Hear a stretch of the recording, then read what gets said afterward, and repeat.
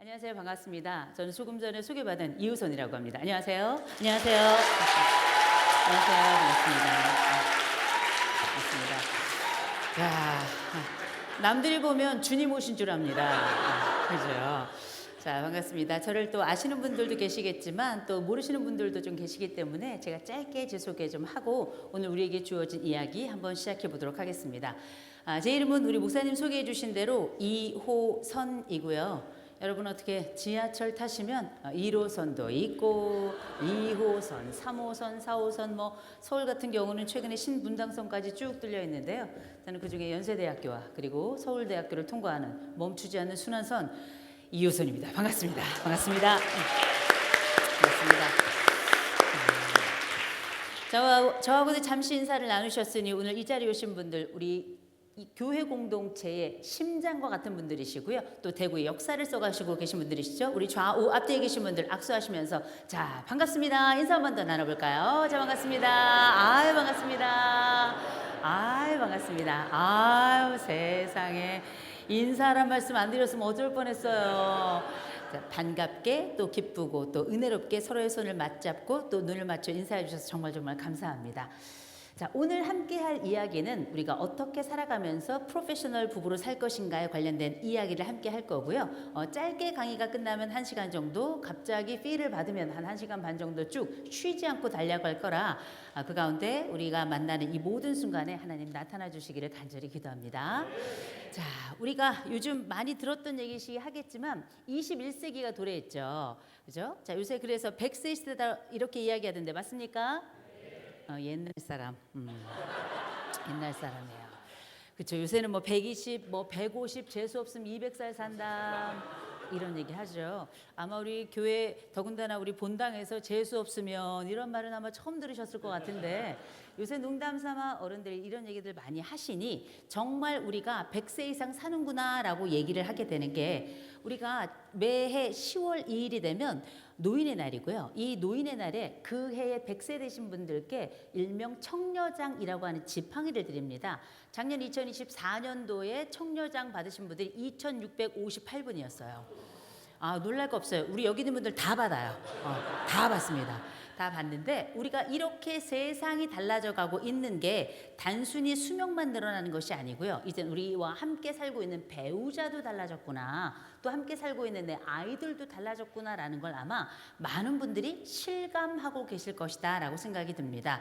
여러분 요새 뭐 많이 들으셨겠지만 이 세상에는 4종류의 자식이 있다라는 얘기 많이 들어보셨죠? 잘 모르시는구나.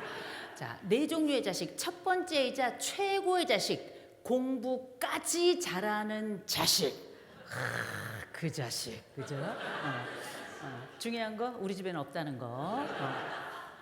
두 번째 자식 있습니다. 공부는 좀 못해도 그래도 어떻게 지 엄마 말은 잘 듣는 자식.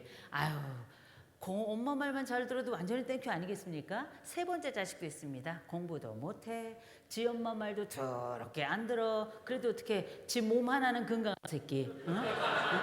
안 아픈 게 어디예요. 그죠? 그리고 최악의 자식이자 4번째 자식이 있습니다. 지혜비 닮은 놈이라고. 그렇죠.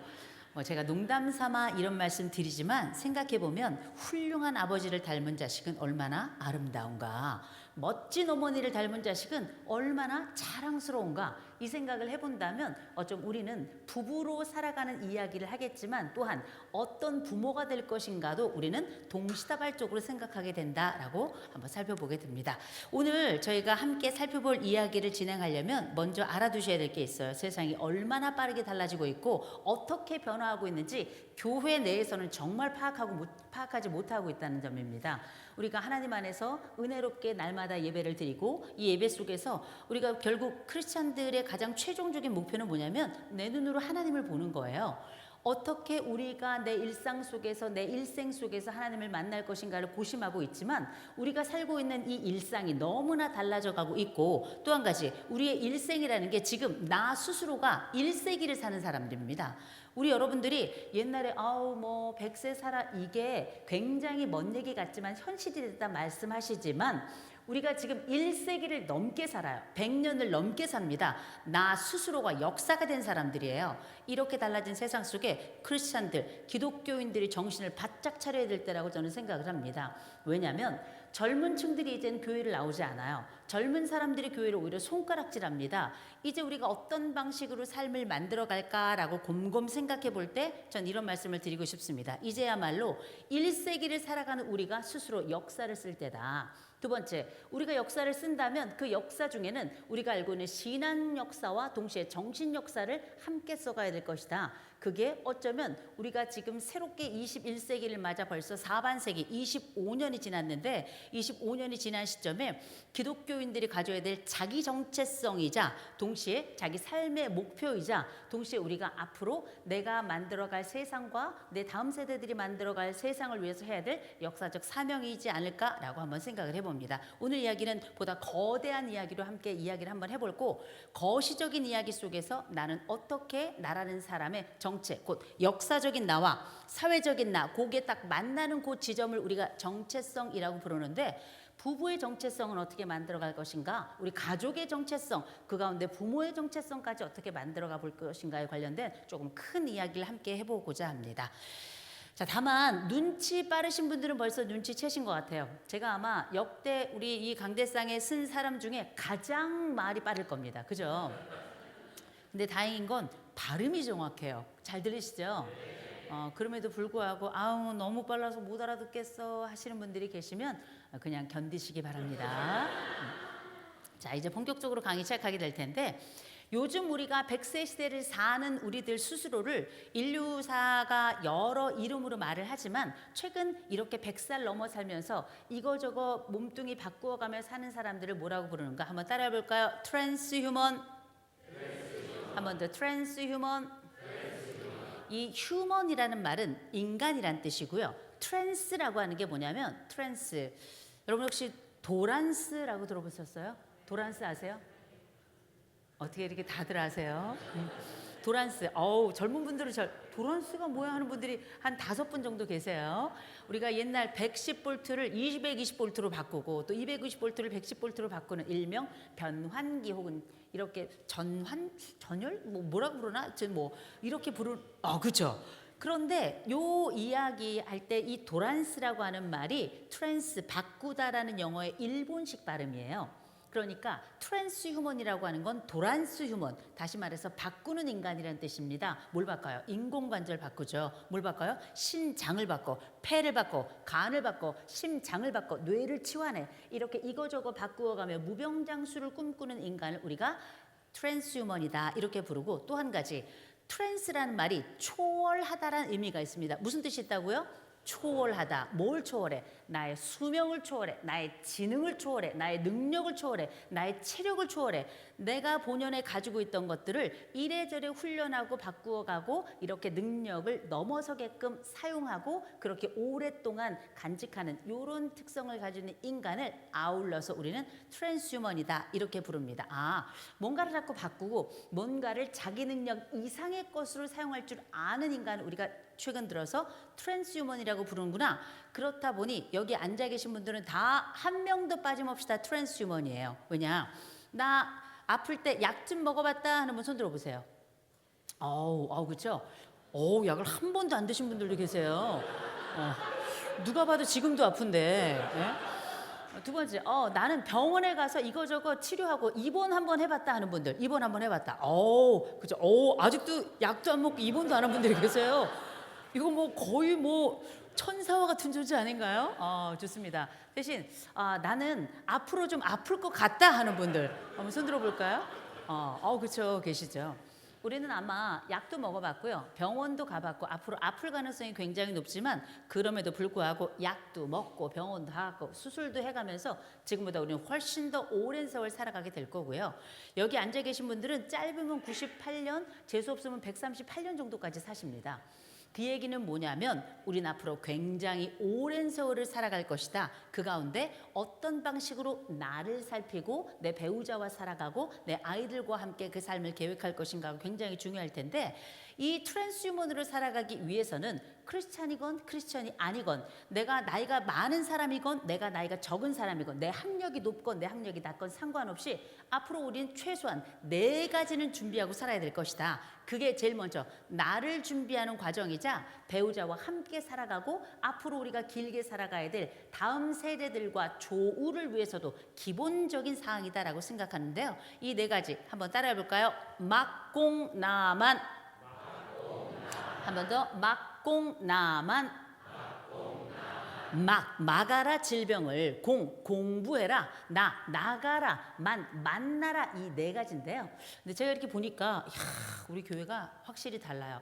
쓰시는 분들이 너무 많아서 깜짝 놀랐는데, 우리 성도 여러분 안 쓰셔도 됩니다. 우리가 이렇게 평균 연령이 딱 보니까 50 막 전후 되거든요. 요 정도 되면 뭘 써도 어디다 쓴지를 몰라요. 그리고 또 쓴 것도 놓고 가기가 십상입니다. 오늘은 머릿속에 그림을 좀 그려갔으면 좋겠어요. 이 그림이라는 건 뭐냐면, 모든 사람들에게 정보가 가지만 나에게 족하고 나에게 의미 있는 정보는 다른 것이고, 많은 사람들에게 동일한 이야기가 들리겠지만 그럼에도 불구하고 지금 시점에 내가 적용할 수 있는 건 다르기 때문에 머릿속에 적용의 그림을 좀 그려갔으면 좋겠다. 하나님이 인간에 주신 능력이 크게 저는 3가지가 있다고 믿는데요. 첫 번째가 상상력, 두 번째 공감력, 세 번째가 성찰력이라고 저는 얘기합니다.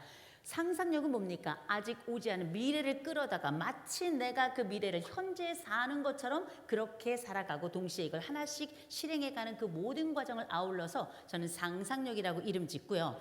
공감력은 뭡니까? 우리가 공감 관련된 강의 하도 많이 들어서 아시죠? 벌써 딱 하면 떠오르는 말이 있어. 그랬구나. 이건 이게 많이 생각나시죠? 그러나 저는 이걸 이렇게 말씀드리고 싶습니다. 결국 공감이라고 하면 사자성어가 먼저 떠오르죠. 역지, 사지. 너는 역시 나를 사지로 데려가는구나. 역지사지라고 하는 건 입장을 바꿔놓는다는 뜻이죠. 입장을 왜 바꿉니까? 네가 한번 되어 보아야 비로소 너를 둘러싸는 환경까지 고려하게 되는 거예요. 이렇게 공감이란 말은 원래 굉장히 적극적인 개념이다라고 보시면 돼요. 이런 의미에서 저는 공감을 이렇게 표현합니다. 지금 현재 시점에 너와 나 사이의 공간적 상상력이다. 전 이렇게 공감을 표현해요. 결국 이 공간 안에서 너와 내가 함께 입장을 바꾸어 놓아서 상호를 한번 상상해 보는 것, 이게 바로 저는 공감력이라고 보고요. 마지막 3번째가 성찰력이라고 말씀을 드렸어요. 성찰이란 뭡니까? 과거의 나를 호출해 보는 거예요. 어떻게? 잘한 나도 호출해, 못난 나도 호출해. 잘한 나는 왜 호출합니까? 간단하죠. 내가 앞으로 살아갈 현재와 미래의 에너지와 땔감이자 그리고 나의 힘의 근원으로서 과거에 잘한 것들을 끌고 오는 거예요. 못한 나, 못난이 나도 데리고 옵니다. 걔는 왜 데리고 오나요? 내가 했던 실수, 잘못해서 반복하지 않도록 현재와 미래를 위한 하나의 교훈, 레슨으로 쓰기 위해서 이 성찰력 가져오는데, 그런 차원에서 저는 이 성찰력을 뭐라고 부르는가?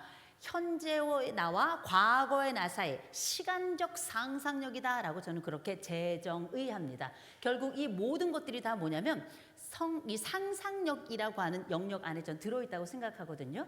인간이야말로 상상할 수 있는 유일한 존재이고 그거야말로 하나님이 우리가 꿈꾸도록 주신 아주 값진 선물이라고 저는 그렇게 믿습니다. 많은 분들이 제가 자꾸 뭐 하나님이 선물이니 이렇게 말씀하니까 많이 놀라시는데, 여러분 제가 기독교인입니다. 기독교인이고 제가 많이들 놀라시겠지만 제가 모태신앙입니다. 예, 그리고 더 놀라시겠지만 제가 목사입니다. 아니, 네, 사람이 목사라는데 그렇게 놀라는 게 아니에요. 그렇죠? 저희 집안에 목사가 9입니다. 네, 9이고 저는 중간치 목사고요. 중간치 목사고 저희 집안에 각 교단이 다 있습니다. 교단이 다 있고요. 고신 측 목사님도 계시고요. 대신에 저희 집안에는 그 중도 2분이 계시고 신부도 1명 있고 또 무당도 1명 있습니다. 무당도. 그래서 각종 행사가 있을 때 종교 간의 대화가 되는 아주 에큐메니컬한 이런 곳인데, 항상 저희가 느끼는 게 뭐냐면 모든 종교는 같은 곳을 향하고 있어요. 자기가 처한 바로 그곳에서 나의 신을 만나는 것, 그게 우리의 목표이고, 이 모든 과정에 상상력은 너무나 중요한 역할을 하고, 이 상상 속에 우리는 과거의 내 모습보다 앞으로 내가 나아갈 그 길 속에 하나님이 우리를 어떻게 부르시고 어떻게 우리를 만나주시는가에 집중하면 된다라고 말씀드려요. 다만 트랜스휴먼이라고 하는 건 이거저거 바꾸는 인간이라고 말씀드렸죠. 하나님이 우리에게 오시고 우리는 오시는 하나님을 그렇게 늘 만나지만 아침마다 우리를 불러주시고 눈 떠서 우리 속에서 운행하시는 그 하나님의 목소리도 굉장히 중요하지만 나의 관리 역시 말할 수 없이 중요한 거다라고 꼭 말씀을 드리고 싶어요. 그런 차원에서 이 세상에서 가장 유명한 트랜스휴먼 운동을 하고 있는 사람이 있습니다. 이 사람 이름이 레이먼드 커즈와일이라는 사람이에요. 이 사람이 누구냐? 여러분 구글 아시죠? 구글의 첫 번째 수석 엔지니어였던 사람입니다. 그러니 이 사람이 돈이 얼마나 많을까요? 그죠? 이런 사람은 금방 꽥 죽고 싶을까요? 아니면 아주 오래 살고 싶을까요? 오래 살고 싶게. 저 같으면 막 영생하고 싶을 것 같아. 저만 이상한가요? 그런 거 아니죠? 영생하고 싶을 것 같은데 그래서 이 사람이 도대체 어떻게 살고 있나 좀 살펴봤더니 이 사람이 1년이 아니죠. 하루에 자기 혼자 먹는 영양제가 100알이 넘어요. 100알이 넘고 1년에 자기 혼자 먹는 영양제 비용이 14억이 넘고요. 1년 내내 자기의 약을 관리하는 영양사가 따로 있을 겁니다. 따로 있어요. 그러니 많은 분들이 뭐라고 생각하냐면 약을 100알을 넘게 먹어? 우리가 그렇게 놀래듯이 다른 사람도 놀래기도 하고 믿지 않았단 말이에요. 그랬더니 이 커즈와일이 화가 머리끝까지 난 겁니다. 나를 안 믿어? 그럼 내가 공개적으로 한번 내 신체 나이를 측정해 보겠어? 하고는 기자들을 쫙 앉혀놓은 상태에 자기 신체 나이를 공개적으로 측정을 했는데 64세 측정한 신체 나이가 40대가 나온 겁니다. 유명한 사람이죠. 스스로 트랜스휴먼이라고 말했죠. 거기다가 동시에 결과도 괜찮죠. 그랬더니 세계 유수의 이 여러 방송사들이 다 인터뷰를 하겠다고 나선 겁니다. CNN, BBC, ABC 우리나라 방송사 6, 7군데도 한꺼번에 막 달려들어가서 인터뷰를 시작했어요. 아이고 커즈와일 선생님 저희가 어떻게 선생님처럼 100알을 먹겠습니까? 그러지 마시고 몇 개만 좀 딱 집어주십시오. 그랬더니 이 커즈와일이 4개의 영양소를 딱 꼽아주게 됩니다. 지금도 이제 짧게 말씀드릴 텐데 참고로 저는 제약회사와 아무런 관계가 없고요. 그리고 모든 약은 건강기능보조식품이라 하더라도 반드시 의사약서와 논의 후에 드셔야 된다는 거 말씀드려요. 커즈와일이 이야기했던 4가지 일명 커즈와일 영양제의 첫 번째가 오메가3입니다. 오메가3 인간의 혈관 건강과 관련해서는 가장 우수한 물질이라고 알려져 있죠. 내가 25세 넘었어? 나 고기 좀 먹어? 혹은 나 45 넘었는데 스트레스가 좀 많은 편이야? 무조건 드시길 권해드리고요. 두 번째가 비타민 D입니다. 비타민 D, A, B, C, D. 이거 우리 골다공증에 대해서만 생각 많이 하시는데 그거 아니고요. 그건 기본이고 신진대사 전반 관할하고 우리의 지능뿐만 아니라 우울증과 같은 우리의 정서에도 굉장히 영향을 많이 미치는데 한국 사람들의 80%는 이 비타민 D 기본 양에 충족을 못하고 있다는 거 알고 꼭 신경 쓰실 것. 세 번째가 오메가3 아까 했고 그다음 비타민 D 했죠. 세 번째 코큐텐입니다. 코큐텐, 코엔자임 큐텐인데 그렇죠. 정말 쓰지 말라고 말씀드렸더니 펜을 다 내려놓으셨었는데 약 얘기가 나오니까 쓰느라고 정신이 없어요. 이 코큐텐이라고 하는 게 기본적으로 항산화제입니다. 이거 먹는다고 막 젊어지는 건 아니지만 적어도 우리가 왜 100세 기준으로 했을 때 3번의 드라마틱한 급속 노화가 일어난다고 말하죠. 34세, 60세, 78세. 이 3번의 노화 말고도 우리처럼 주중에는 직장, 주중에는 가정, 또 주말에는 교회에 헌신하면서 여러 날들을 또 여러 시간들을 쪼개어서 살아가야 되는 사람들의 경우에는 기본적으로 스트레스가 많을 수밖에 없는데 이렇게 나를 돌볼 시간이 없는 분들은 일명 활성산소, 일명 산소 찌꺼기들이 많이 쌓인다고 이야기하죠. 이런 것들을 어느 정도 관리해 준다라고 생각하시면 돼요. 마지막 4번째가 포스파티딜세린입니다. 천천히 할게요. 네.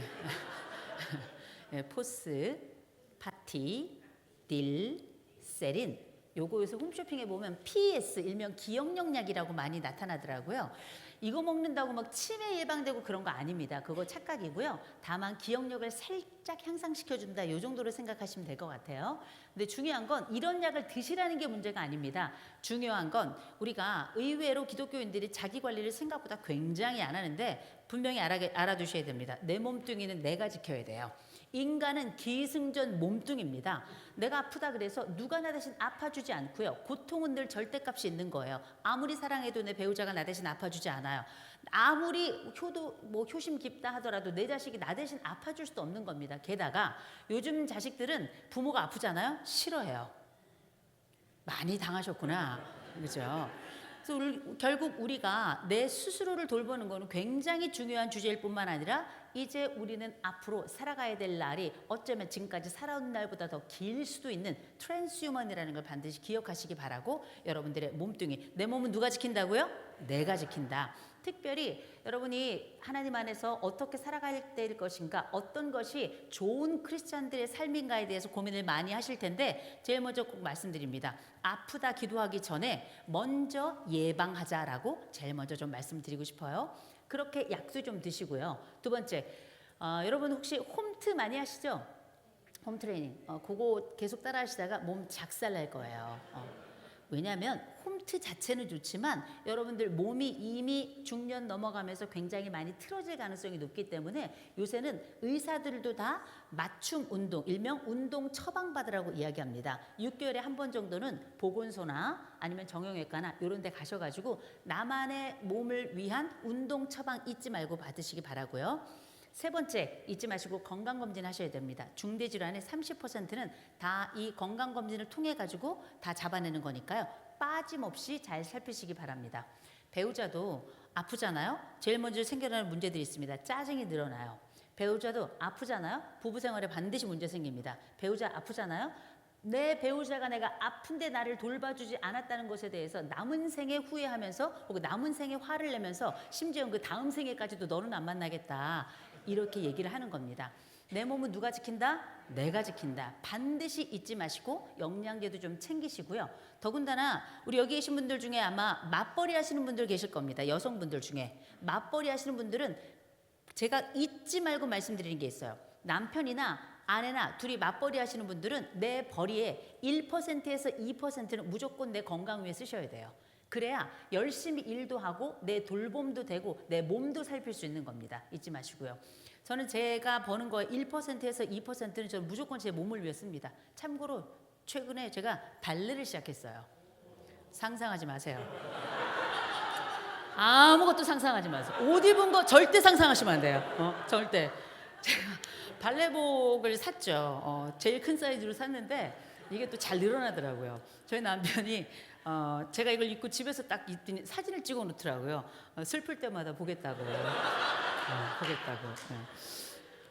어쨌든 우리가 기억해야 될 것, 내가 어떤 삶을 살아가든지 크리스찬으로서 좋은 부부로 살아가고 싶다, 좋은 부모로 살아가고 싶다, 또 좋은 개인으로 살아가고 싶다. 우리가 신앙의 관점에서 하나님께 기도하고 찬양하고 내가 어떻게 하나님의 영광을 위해서 날마다 그 하늘을 향하여 주님께서 우리에게 주신 사명을 잘 감당할까 고민하겠지만 그 전에 뭐 해야 되는가? 무조건 몸뚱이 관리해야 된다. 막공나만 첫 번째 막아라 질병을 제일 먼저 건강 보조식품이든 뭐든 영양제도 좀 먹고 그 다음 운동 처방도 좀 받고 잊지 말고 건강검진도 받자라고 말씀 좀 드립니다. 한번 따라해 볼까요? 막아라 질병을. 두 번째 공부해라. 여러분 공부하셔야 됩니다. 공부하셔야 돼요. 우리 좌우에 계신 분들 얼굴 잠깐 쳐다볼까요? 얼굴에 계신 보기 힘들어도 보셔야 돼요. 네. 보셨죠? 20세기 인간들이에요. 20세기 얼굴. 지금은 21세기입니다. 세상이 지금 얼마나 빠르게 달라지고 있는지 우리 크리스찬들이 눈 좀 부릅뜨고 좀 보셔야 돼요. 우리가 교회 공동체 안에 있으니까 신앙 공동체 안에 있으니까 세상이 도무지 어떻게 흘러가는지 어떻게 돌아가는지 잘 모르시는 분들 많이 계신데 여러분 우리가 2000년에서 2003년 사이에 인터넷이 우리나라에 대거 들어오면서 그때 우리가 뭘 했냐면 천리안 이런 거 썼어요. 유니텔 이런 거 썼습니다. 혹시 그런 거 아세요? 그걸 어떻게 하세요? 이때만 해도 이때 우리가 하루에 만났던 1인당 정보가 7만 5천 개였습니다. 지나가는 모든 것들이 다 정보인데 이때만 해도 인터넷 들어오고 세상 많이 넓어졌다 하면서 하루에 인간이 만났던 정보가 1인당 7만 5천 개였어요. 앞으로 우리 2030년이 되죠. 우리는 하루에 13만 개의 정보를 만나게 돼요. 그런데 우리는 13만 개의 정보죠. 지금 2010년생부터 2024년생 작년까지 출생한 아이들을 우리가 알파 세대라고 불러요. 이 알파 세대 아이들은 1인당 하루에 15만 개의 정보를 만나게 됩니다. 올해부터 베타 세대 아이들이 태어났거든요. 베타 세대 아이들부터는 17만 개의 정보를 다루게 됩니다. 이게 왜 그러냐면 요새 여러분 챗GPT 들어보셨죠? 못 들어보셨구나. 챗GPT, Perplexity, Gemini 뭐 이런 생성형 A라고 하는 거. 최근에 딥시크라는 거 요새 뉴스에 좀 많이 나오던데 이런 것들 다 생성형 AI인데 흥미로운 건 우리는 이걸 신문물이고 신문물이구나 이렇게 받아들이고 있지만 지금 알파 세대, 지금 초등학교를 다니는 아이들부터는 일주일에 5시간씩 얘네들은 의무적으로 코딩을 배우고요. 그리고 지금 초, 중, 고등학교 교과서 올해부터 생성형 AI, 일명 AI 디지털 교과서가 들어가기 시작했습니다. 제가 작년 2024년 3월 달에 여수에서 글로컬 미래교육 박람회라고 하는 어마어마한 이제 교육 박람회가 열렸어요. 그때 누가 오셨냐면 마이클 샌델 교수가 오셨습니다. 정의란 무엇인가 이런 책 들어보셨죠? 우리가 또 읽지는 않아도 제목은 안다. 마이클 샌델 교수가 오셨는데 제가 또 굉장히 운이 좋게 마이클 샌델 교수님 그 다음 시간에 제가 강의를 하게 됐어요. 근데 마이클 샌델 교수는 굉장히 유명한 사람이잖아요. 그러니까 이분은 방을 하나 따로 줘. 나머지 떨거지들은 방 하나. 떨거지. 그래가지고 이제 떨거지들끼리 모여가지고 막 명함 주고받으면서 너는 뭐 하냐 나는 뭐 하냐 이러고 있는데 거기서 제가 누굴 만났냐면 애플 에듀케이션 회사의 이제 가장 대표를 만난 거예요. 제가 애플 에듀케이션 사람들이 뭐 하는 사람들인지 제가 어떻게 알겠어요? 봤더니만 올해부터 본격적으로 시작되는 이 AI 디지털 교과서 전반의 구조를 짠 사람이더라고요. 제가 그 얘기를 딱 듣고 제가 강의 끝난 다음에 그분이 다음 강의인데 저는 원래 서울에 올라와도 되지만 일부러 그 강의를 기다렸다가 기차표를 가장 늦은 시간으로 돌려놨어요. 그 강의를 딱 듣는데 제가 그때 깨달았습니다. 완전히 다른 세상이구나. 여러분 우리가 좌우에 계신 분들 제가 20세기 얼굴이라고 말씀드렸죠. 여러분 20세기는 어떤 때입니까? 이땐 우린 산업혁명을 통해서 우리는 활자의 시대를 살았던 사람들이에요. 지금은 IT 혁명을 통해서 지금 아이들이 영상의 시대를 살아갑니다. 완전히 다른 매체를 사용하고요. 완전히 다른 방식으로 우리가 알고 있는 정보를 다룬단 말이에요. 옛날에는 20세기에는 정보를 빨리 하는 사람, 많이 하는 사람, 먼저 하는 사람들이 스승이고 뭐 선배고 부모고 어른이고 이랬죠. 지금은 모든 사람들에게 정보가 다 똑같아요. 이 정보를 21세기는 어떻게 정보를 어떻게 재구성하는가, 재구축하는가, 어떻게 리디자인하는가가 자본의 중심이 된 세상입니다. 우리 고시는 굉장히 보수적인 교단이에요. 한국에 있는 장로교단 중에서도 가장 보수라는 건 뭡니까? 지켜내는 거예요. 저는 굉장히 좋은 개념을 이 보수를 당연히 원래 보수가 그런 의미인 거고요. 그런데 세상에 눈 뜨고 있어야 되는 것도 보수입니다. 어떻게 세상이 돌아가는지를 알고 이게 교회 공동체 속에서 어떤 방식으로 새로운 세대를 만나야 될지도 고민을 해야 돼요. 언제까지 담쌓고의 문제가 아니고요. 그 가운데 투과성을 충분히 가지고 있어야 세상 속의 교회이고 교회 속에 다시 세상이 될 수 있도록 담이 아니라 투명하고도 충분히 서로에게 정보를 주고받고 세상 속에서도 함께 조우할 수 있는 저는 그런 교단이 고신이 돼야 된다고 믿고 우리 교회가 돼야 된다고 저는 믿습니다. 이렇게 달라진 세상 속에 산다는 건 뭘 얘기하냐면 젊은 층들은 우리와 더 이상 교제하지 않아요. 젊은 층들은 우리와 더 이상 대화하려고 하지 않습니다. 왜냐? 우리는 딴 세상 속에 살아있는 사람들 같이 살고 있거든요. 교회는 폐쇄적 공동체가 아닙니다. 늘 열려있는 공동체고요. 교회는 한 번도 자기 자신을 위해 존재한 적이 없어요. 늘 세상 속에서 어떤 것으로 봉사하고 헌신하면서 그 가운데 하나님을 보일 것인가, 하나님의 모습을 그 냄새를 풍길 것인가 이걸 고민하던 집단이 바로 이 교육 공동체 아니겠습니까? 그런 차원에서 잊지 말고 뭐 해야 되는가? 공부하셔야 돼요. 막공나만 공부해라가 이렇게 빠르게 달라지고 있는 세상 속에서 우리가 말씀 속에서 어떻게 하나님을 볼 것인가 날마다 고민하고 저도 아침에 4시 반이면 일어나서 5시 반까지 1시간 반드시 큐티 하는데요. 그 시간 동안에 제가 말씀을 묵상합니다만 전 잊지 않고 하는 게 있어요. 뭐 하는가? 저는 토요일 오전이 되잖아요. 그러면 저는 무조건 서점에 갑니다. 제가 공부하라고 말씀드리는 데는 달라진 세상 속에서 멍청하게 있으면 안 된다는 겁니다. 달라진 세상 속에서 달라진 아이들과 소통해야 이 교회 속에서 다시금 고개를 끄덕이면서 젊은 청년들이 다시금 교회 속으로 돌아오는 거예요. 그래야 이 가운데 크리스천 부부도 탄생하고요. 그래야 크리스천 자녀들이 안심하고 기분 좋고 내가 이 속에서 하나님을 또 다른 방식으로 21세기의 방식으로 다른 교인들과 함께 만난다라는 느낌을 가질 수가 있는 겁니다. 그러기 위해서 여기 눈 뜨고 계신 분들 기억하시기 바랍니다. 잊지 마시고 공부하셔야 돼요.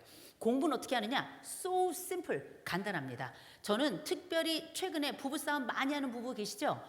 손들지 마세요. 부부싸움 많이 하는 분들 가만히 보면 제가 그 이혼 숙녀 캠프 새로 고침이라고 하는 프로그램을 지금 계속 이제 하고 있는데요. 그 프로그램을 보면서 많은 분들이 그 얘기 하시더라고요. 정말 그거 보면서 은혜 된다고. 어떤 점이 은혜냐 그랬더니 그래도 우리 집은 저 정도는 아니라고. 그래서 이혼율을 오히려 낮추는데 굉장히 기여를 하고 있습니다. 그거 보면서 대신에 부부는 이렇게 사나 보다 끔찍하다, 결혼을 하지 않겠다고 선언하는 사람들도 있지만 결혼을 하고 계신 분들 중에 보면 우리는 그래도 저 정도는 아니다. 그래서 배우자에게 오히려 고맙다고 감사의 편지와 인사를 썼다고 이렇게 저한테 메일을 보내는 분들이 많이 계셔서 이게 약인지 독인지 약간 헷갈리긴 합니다만 제가 그 부부들을 만나면 느끼는 건 뭐냐면 참으로 무식하구나. 객관화라는 게 정말 되지 않는구나. 학력하고 무관하게 어쩜 이들은 서로에 대한 알매 대해서 멈추었구나. 그리고 이 알미라고 하는 건 둘 간의 세계 속에서의 알면 우리의 관계가 보이지 않아요. 반드시 조망해야 됩니다. 위에서 아래를 이렇게 내려다보듯이 나는 여기 있구나. 내 배우자는 여기 있구나. 우린 이 일로 싸우고 있는 거고 이 일은 이렇게 갈 수도 있고 이렇게 갈 수도 있겠구나라고 하는 조망의 능력을 가져야 이 부부가 잘 살아요. 이런 부부가 문제가 있더라도 문제를 잘 해결하는 부부입니다. 그런데 자기 삶도 조망을 못하는 사람이 무슨 다른 사람들과의 관계의 삶을 조망하겠어요? 어렵습니다. 이런 객관성과 동시에 조망력을 확보할 수 있을 만한 지식은 어디서 나오는가? 독서입니다. 독서예요. 물론 우리가 상담을 통해서 좋은 분석을 받으면 저 같은 경우는 이렇게 조망하는 분석을 하는 편인데 이런 분석 과정을 통해서 I am here, you are here. 너 여기 있고 나 여기 있고 우리는 이 길을 향해서 이렇게 가고 있구나라고 볼 수 있겠죠. 근데 그게 안 될 경우에는 첫 번째, 나를 좀 살필 줄 알고 너를 좀 볼 수 있는 유일한 방법은 저는 기도가 아니고요. 전 독서라고 생각합니다. 전 독서라고 생각해요. 이 독서가 함께 가야 상대방도 보고 나도 볼 수 있을 만한 일련의 심리적인 영역이 생겨난다고 보거든요. 저는 요새 기업 같은 데 강의를 하러 가잖아요. 그러면 깜짝 놀랍니다. 세대 차이 때문에 생겨나는 갈등 때문에 일명 MZ세대, MG세대 많이 들어보셨죠? 못 들어봤을 수 있어요. 그죠? 못 들어봤을 수 있는데 MZ세대, MG세대, 민지세대 다 똑같은 말입니다. 민지세대라고 부르는 이유는 그 세대에 태어난 친구들 중에 민지라는 이름이 제일 많아서 그걸 몰랐구나. 그렇죠? 그런데 이 MZ세대랑 일명 라떼세대라고 하는 옛날 상부에 있는 요 기성세대들 사이에 갈등을 보통 이렇게 얘기 많이 하죠. MG의 3요가 있고 라떼의 3야가 있다 이렇게 얘기하잖아요. 모르시는구나. MG세대가 3요를 한대요. 3요. 이걸요? 제가요? 왜요? 그러면 라떼세대가 3야를 한다는 거예요. 해보란 말이 야, 당장 하란 말이 야. 결국은 이 답답한 세대가 결국 소리를 지르게 되는데 이거 부부 사이에도 너무너무 유사합니다. 스스로 내가 가지고 있는 권리를 말하는 한쪽이 있으면 다른 쪽이 그게 아니라고 강변하는 과정에서 때로는 욕설이 튀어나오기도 하고 때로는 큰 소리가 나기도 하고 때로는 거기에 맞춰서 정말 있어서는 안 되는 폭력이 나타나기도 하거든요.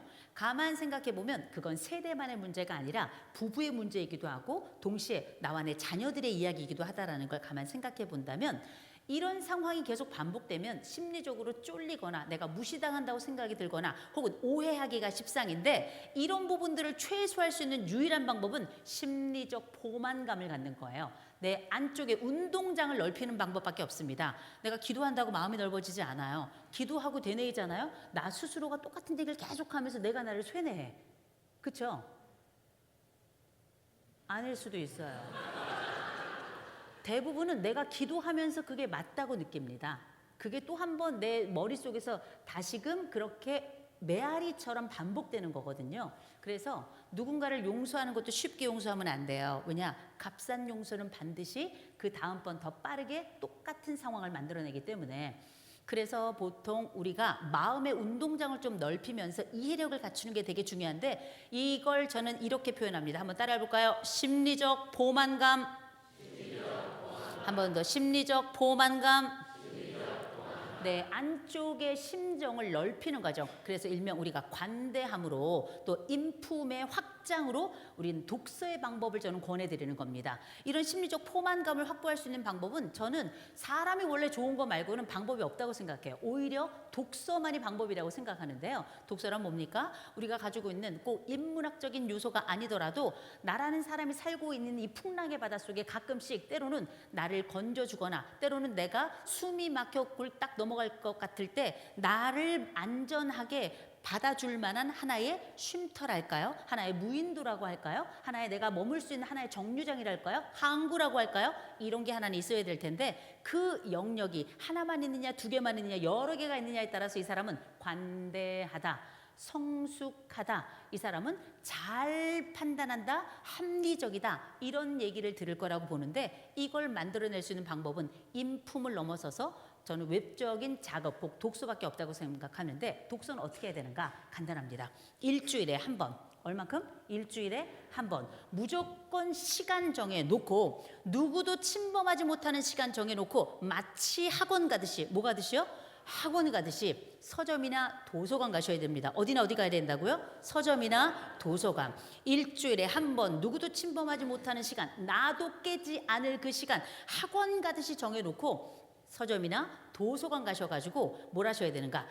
아무 책이나 고르세요. 베스트셀러인 거, 아닌 거, 뭐 내가 아는 책, 모르는 책 상관없어요. 장르도 무관합니다. 시, 소설, 수필. 우리가 맨날 성경만 읽고 있는데 성경 아름다운 글이에요. 말할 수 없는 그 안에 태초에 하나님이 천지를 창조하시는 그 말씀부터 시작해서 마지막 요한계시록 마지막 구절까지 놓칠 수 없는 구절들이고 그 광대함이라는 건 이로 말할 수 없겠죠. 그러나 이게 쓰여진 그 시기를 보셔야 됩니다.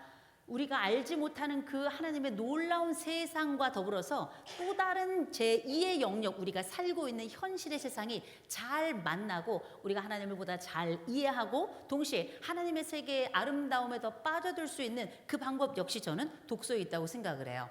이 모든 것들이 다 하나님의 창조 아니겠습니까? 이 모든 것들이 다 하나님의 섭리 안에서 하나님이 우리에게 무엇을 깨닫게 해주시는가의 방법 역시 전 다양하다고 생각하거든요. 책 읽으시기 바랍니다. 특별히 우리 교회 공동체에 있는 분들 좀 무식하지 않았으면 좋겠어요.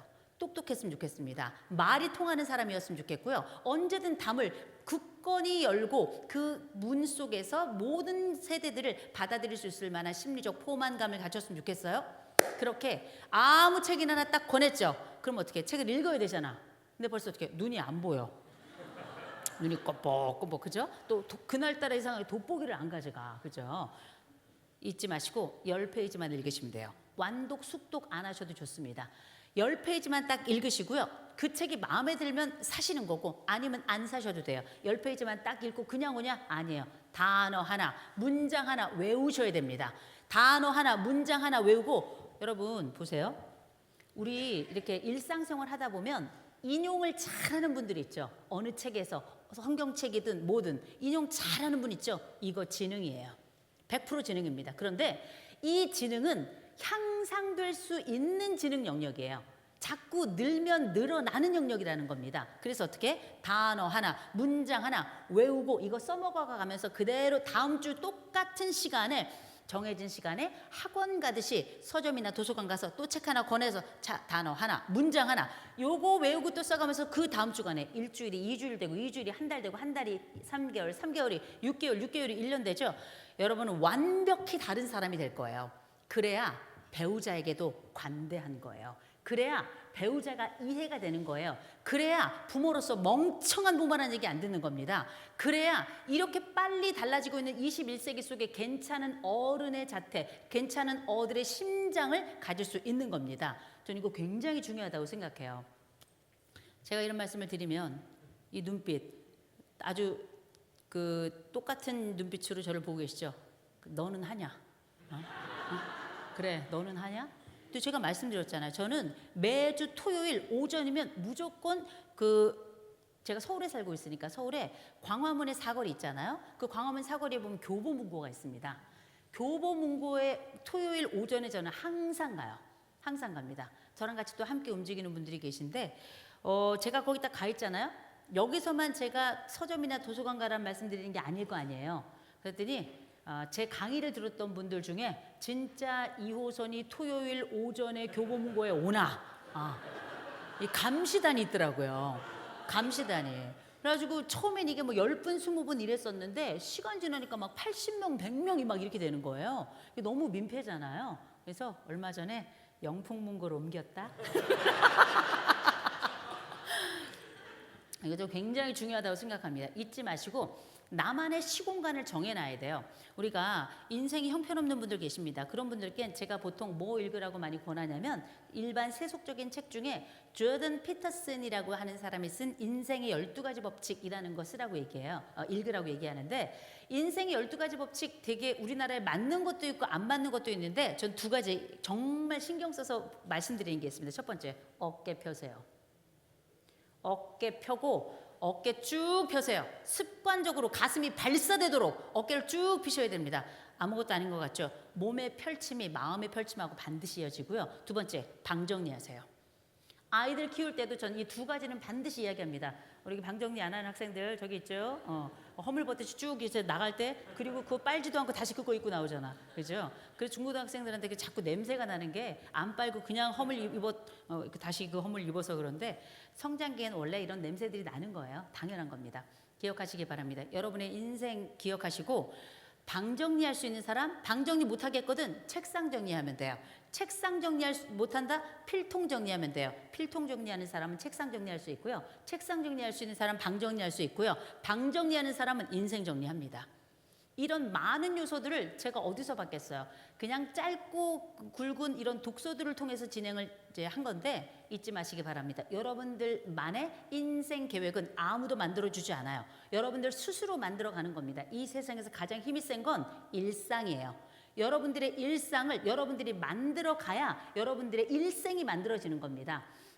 우리가 언제 죽을지 모르는 이런 생을 살고 있죠. 내가 지금까지 삶이 형편없었어. 내가 늘 기도하고 매달리고 한심하게 인생을 살았다고 생각이 돼서 늘 지난 건 한숨이고 남은 건 주름이라고 생각하신다면 내 배우자가 특히 그런 열패감에 빠져 있다면 그런 우울감에 빠져 있다면 이 사람과 함께 할 패턴을 만들어내는 게 되게 중요합니다. 그 패턴 일주일에 한 번 서점이나 도서관 가는 패턴이면 베스트예요. 너무나 좋을 겁니다. 싫어도 그 손 붙들고 가서 그 시간에 너와 나의 공동의 하나의 플랜을 만들고 그 플랜대로 운영을 하면서 그 사람이 뭘 읽던 뭘 하든 상관없이 내가 어떤 책을 읽던 어떤 행동을 하든 상관없이 그 공간에만 1시간만 머물렀으면 좋겠어요. 제가 이거 치료할 때 많이 썼거든요. 100% 좋아집니다. 정말 제가 100%라고 감히 말씀드릴 수 있어요. 그 말씀을 드리고요. 참고로 좀 녹음하고 계신 분들 계신데 녹화나 녹음은 불가합니다. 네, 말씀드립니다. 네, 이제 회사에 소속이 돼 있어가지고 그거 이제 올리시잖아요. 자, 그래서 우리가 기억해야 될 것, 내가 하는 이 공부는 단순한 글자로 채워지는 게 아니에요. 이걸 속에서 그 행과 행 사이에 단어와 단어 사이에 수많은 멘토들이 waiting for us, 우리를 또 기다리면서 새로운 생각들과 좋은 생각들로 날마다 우리에게 신선한 공기를 뿜어주게 될 겁니다. 자, 그런 차원에서 한번 따라 볼까요? 막아라 질병을, 공부해라. 세 번째, 나가셔야 됩니다, 여러분. 나가셔야 돼요. 매일 나가셔야 돼요. 매일 빠짐없이 나가셔야 돼요. 대신 들어오셔야 돼요. 들어오셔야 됩니다. 문이 잠길 수 있기 때문에 제가 매일 왜 나가라고 말씀을 드리냐면 특별히 은퇴 이후에 2분만 사는 부부들도 굉장히 많을 겁니다. 또 내가 맞벌이를 해 아니면 뭐 우리 부부는 누구는 뭐 전업부부 누구는 뭐 맞벌이 부부를 하겠지만 상관없이 매일 개인은 나가야 됩니다. 그 개인이 나가야 된다고 말씀드리는 건 출근하는 분들은 이제 생각하실 거예요. 난 맨날 출근해. 나 너무 피곤한데 뭐 어딜 나가? 이렇게 생각하실지 몰라요. 또 난 또 갈 데도 없어 하시는 분들 계실 텐데 제가 드리는 이 말씀은 어른이 되면 저는 어른의 외출을 시작해야 된다고 생각을 합니다. 그 어른의 외출은 뭐냐면 나를 위한 외출이에요. 그게 운동을 위한 외출이어도 좋고요. 내가 어떤 목적이든 상관없이 무조건 하루에 1시간은 무조건 나갔다 오셔야 됩니다. 아무 데나 나갔다 오셔도 좋지만 한 군데 정해놓고 갔다 오시면 제일 좋아요. 근데 갈 데 없다 하시는 분들을 위해서 제가 한 군데 정해드릴게요. 나 갈 데 없다 하시는 분들은 무조건 옆 동네 3번째 전봇대 찍고 오세요. 이 아무것도 아닌 것 같지만 내가 그 좌표를 정하는 겁니다. 내가 스스로 나만의 좌표를 정해놓고 갔다가 오는데 그냥 갔다 오는 게 아니에요. 운동도 좋겠지만 거길 갔다 오는 이유가 있습니다. 가는 길에 세상이 어떻게 달라지고 있는지 보세요. 가는 길에 이 세상이 얼마나 빠르게 돌아가고 있는지 한번 보세요. 이 세상이 빠른 속도가 우리가 지금은 감당을 못할 정도입니다. 우리가 알고 있는 이 세상이 지나가는 청년들은 도대체 어떤 옷을 입고 어떤 스마트폰을 들고 어떤 광고를 어떤 간판이 어떻게 달라졌는지 매일 똑같이 갔다 오는 그 거리이겠지만 누군가에게는 이건 변화를 읽어내는 능력을 갖는 거예요. 이걸 일명 전 뭐라고 부르는가? 한번 따라해 볼까요? 관찰력. 한 번 더 관찰력. 관찰력은 보는 게 아니에요. 변화를 읽어내는 힘을 관찰력이라고 하는 겁니다. A라는 지점에서 B라는 지점이 무엇이 달라졌는지를 알아채는 능력이에요. 내가 누구를 만날 수도 있고 안 만날 수도 있어요. 내 가족하고 친할 수도 있고 내 배우자랑 안 친할 수도 있을 겁니다. 그런데 흥미로운 건 집안에서 관계가 좋은 사람들은 나가서도 관계가 좋을 가능성이 굉장히 높아요. 왜냐? 다른 사람들을 다루는 방식과 능력에 관한 거거든요. 다른 사람들을 만나고 다른 사람들과 어떻게 관계 맺을까, 거기에 넘버원이자 첫 번째 시작점은 무조건 관찰력입니다. 이를테면 우리가 살아가면서 어떤 사람은 관찰력이 굉장히 좋은 사람들이 있어요. 그래서 어떻게 어머 머리 잘랐구나, 어머 이번에 뭐 화장이 바뀌었구나, 어머 귀걸이 봐, 어머 가방 봐, 어머 넥타이 봐, 이렇게 금방 알아채는 사람이 있는 반면에 배우자가 파마를 하고 와도 다음 생애까지 모르는 사람들도 있어요. 여긴 어딥니까? 대구 아닙니까? 대구. 상담사들 사이에 굉장히 대구 분들에겐 불편한 얘기가 있습니다. 마지막에 달라지는 게 대구다. 제가 상담을 하더라도 부부 사이가 완전히 골마 터질 대로 터져서 맨 마지막에 완벽히 너덜너덜 해줘야 오는 곳이 대구 분들이에요. 이제 아플 정도로 진짜 마음이 아플 정도거든요. 얼마나 고집은 센지. 남편만 고집 세다고 생각하세요? 천만의 말씀이에요. 저는 깜짝 놀랐습니다. 이 대구 여자들의 이 기상, 꺾이지 않는 기상, 야 깜짝 놀랄 정도예요. 그러나 이 힘으로 우린 여기까지 온 거예요. 우리가 저는 고집 센 분들을 굉장히 좋아합니다. 왜냐하면 고집 센 사람들은 방향 설정만 잘하잖아요. 또 다른 너무나 좋은 선택을 할 수 있는 사람들이에요. 그만큼 에너지가 있고 그만큼 이 사람이 가지고 있는 내적인 힘이 있기 때문이거든요. 이렇게 말씀드립니다. 나가야 하는 이유는 뭐냐면 관찰력, 내가 내 배우자를 알아채는 능력이에요. 혹시 내 배우자와 사이가 좋건 혹은 내 배우자와 사이가 좋지 않다 하더라도 매일 한 가지씩 읽어주시기 바랍니다. 매일 한 가지씩. 예를 들어서 뭐 우리가 이를테면 오늘 뭐 머리 잘랐구나, 오늘은 핑크색 옷을 입었네, 오늘은 양말을 신었네, 근데 정 할 얘기가 없다, 오늘 머리 감았구나, 이런 거 괜찮아요. 아무거나 상관없어요. 관심은 모든 사람들에게 간절하지만 모든 사람들에게 허락된 게 아니더라고요. 더군다나 대구에 계신 분들은 놀라울 정도로 너무 뻣뻣해요. 어쩜 그렇게 무심한지. 뭐 밥도 아는 자자 이거 아니에요. 우리가 알고 있는 이 무심함이 때로는 누군가를 죽일 수도 있다는 겁니다. 그 간절함에 그 심장이 북받치고 그 사랑에 내가 눈멀어서 그렇게 결혼했건만 나에게 지금 남은 것은 이 딱딱함과 건조함밖에 없다라고 생각하고, 근데 여기 대구니까 라고 수용을 하기에는 지금 세상이 너무나 달라졌습니다. 그리고 우리는 이렇게 뻣뻣한 삶으로 100년 1세기를 살아야 되는 거예요. 잊지 마실 것. 사람은 누군가 이렇게 이야기하더라고요. 저는 대구에서 태어났고요. 거기다가 저는 부모님도 그랬고요. 또 제가 워낙에 상처가 많았어요. 이렇게 얘기 많이 하시더라고요. 상처 있죠. 상처 왜 없겠습니까? 21세기 대한민국 살면서 상처 없는 사람 나와보세요. 아무도 없어요. 누군가는 상처가 컸겠죠. 누군가는 상처가 작았을 겁니다. 그리고 막상 딱 태어나 보니까 재수없게 부모가 개떡 같아. 나는 진짜 운도 더럽게 없지. 내 인생은 저주받은 것 같아요. 그래서 어떻게 태어나 보니까 부모 개떡 같아. 크다 보니까 형제는 더 개떡 같아. 학교에서 나는 별 볼 일 없는 애였어. 사회에서도 그냥 그래. 그러나 여러분 기억하시기 바랍니다. 여러분 스스로가 그런 인생을 살았을지 모르겠고, 그래서 결국 나는 내 어린 시절 내 상처 때문에 이렇게 됐어 라고 얘기할 수 있겠는데요. 한 가지는 알고 다른 한 가지는 모르는 겁니다. 여러분이 어떻게 태어난지는 저는 관심이 없어요.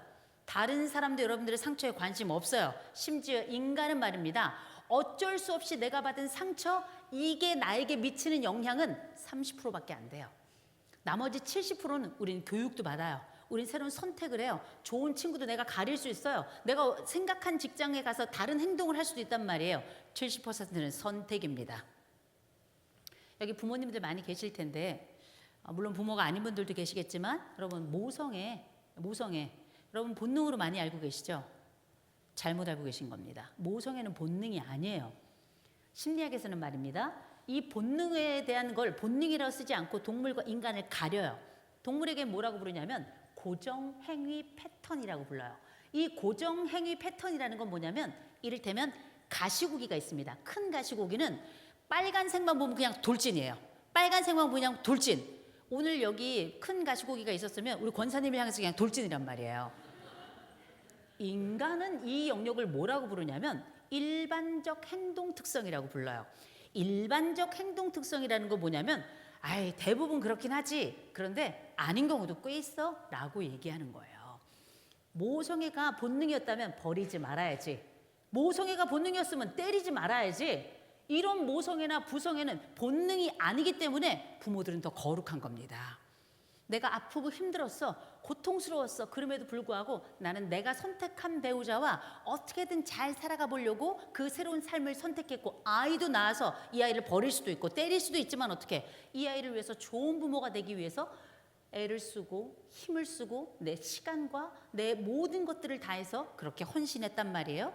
그렇다면 어쩌면 그래서 우리는 더욱 거룩한 부모가 될 수 있다. 그렇기에 저는 부성애 모성애가 아니라 부모들이 훌륭하다라고 감히 말씀드리는 겁니다. 우리가 때로는 내 배우자와 함께 살아가며 내 아이들과 함께 살아가며 나는 무뚝뚝한 사람이야. 그렇게 타고났어. 그렇게 살아왔어라고 얘기할 수 있을지 모르겠지만 우리는 A라는 선택을 할 수 있었다면 B라는 선택도 할 수 있는 사람이라는 걸 기억하셨으면 좋겠습니다. 좋은 것을 해주셔야 돼요. 이 생명은 다 꽃과 같습니다. 하나님이 태초에 천지를 창조하시다. 그 창조 이야기를 하면서 우리가 창세기에서 제가 가장 좋아하는 말이 있습니다. 보시기에 좋았더라. 이게 영어로 히브리어로는 하토브라고 합니다. 하토브. 제가 저는 이제 통합측 목사인데요. 통합측에서 3년 동안 이제 장신대 장로회 신학대학교 그 신대원을 이렇게 다니면서 물론 이제 그 전에도 제가 히브리어 공부를 제가 좋아해가지고 오랫동안 했지만. 숱한 단어들 우리가 알고 있는 단어들 많잖아요. 그런데 그중에 제가 제일 좋아하는 말을 뽑아라. 저는 무조건 하토브란 말을 씁니다. 좋았더라. 참 이게 그냥 좋았더라 이게 아니에요. 원래 원문을 보면 아싸 좋다. 이야 끝내주네. 오호 뭐 이런 거예요. 하나님이 야호 뭐 이런 거예요. 고신에서 이러면 안 되는데. 제가 이제 경험한 저와 만나주시는 하나님의 이미지는 이런 거고 특별히 창세기가 저에게 준 큰 그 황홀함은 그 감동은 그거였거든요. 하나님이 나를 만들고 쾌제를 불러주셨구나. 이 만물을 두고 만세를 불렀구나. 그리고 우리를 포에마 작품이라고 부르거든요. 그런데 제가 재밌는 말씀 하나 드릴까요? 우리는 태어나서 누군가 나를 작품으로 만들긴 하겠지만 인간은 유전자가 A라고 태어나지만 나중에 이 게놈 프로젝트에 보면 유전자가 나중에 A-를 죽어요. 똑같은 걸로 태어난다 하더라도 우린 다 다른 모습으로 죽어가는 겁니다. 그렇게 여러분들의 삶을 선택할 수 있고 더 좋은 것을 선택할 수 있다면 배우자에게 좋은 것을 허락해 주셔야 돼요. 우리가 대부분의 부부들이 요새 놀라울 정도로 앉으려고 해요. 제가 왜 져야 돼요? 제가 왜 참아야 돼요? 제가 왜 그걸 해야 되는데요? 이혼을 하시든가.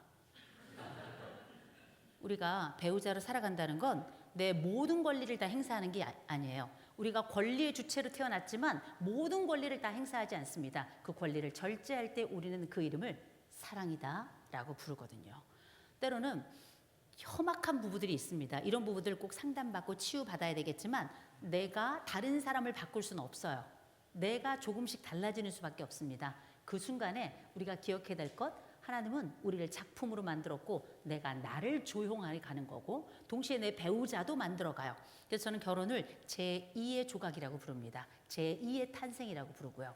내 부모가 나를 처음에 낳아서 그러나 중고등학교 지나고 청년기 지나면서 나는 다른 존재가 됐어요. 그래서 우리가 중고등학교 다닐 때 우리 부모들이 우리를 외계인이라고 부른 거 아니에요?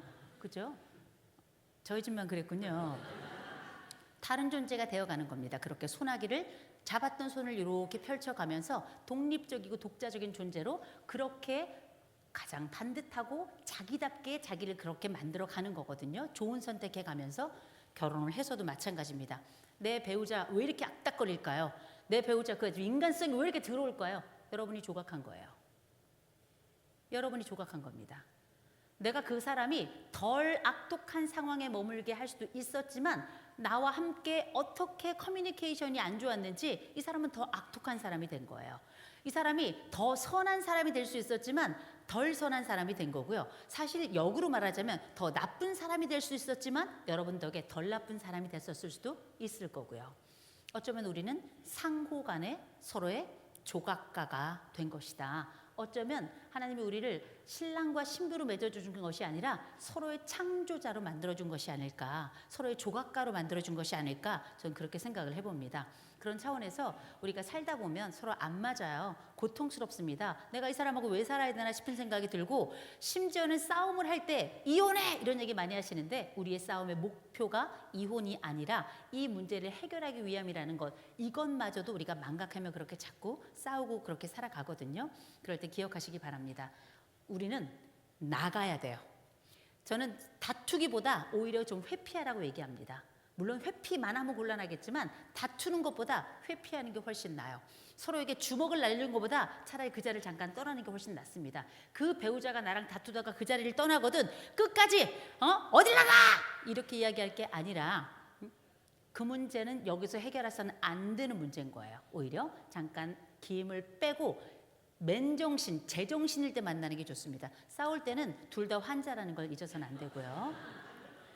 그래서 우리가 배우자와 함께 살아갈 동안 뿐만 아니라 좋은 관찰을 하라고 제가 나가라고 말씀드렸죠. 그러나 반드시 돌아오시되 그 변화를 내 배우자에게 얘기해 주셔야 돼요. 내가 나갔는데 이런 걸 봤어. 이렇게 달라졌더라고. 그리고 내가 나갔다 들어오는 그 순간은 어쩌면 내 자신을 보기 위해서 잠시 시간을 만들어주는 것이고, 내 배우자의 분노를 가라앉힐 뿐만 아니라 내가 제정신을 만들도록 하는데도 기여하는 게 매일 나갔다 오는 내 안쪽의 에너지를 살짝 빼주는 과정이라는 걸 기억하셔야 돼요. 그리고 부부싸움 많이 하시는 분들 여기 많이 계시죠?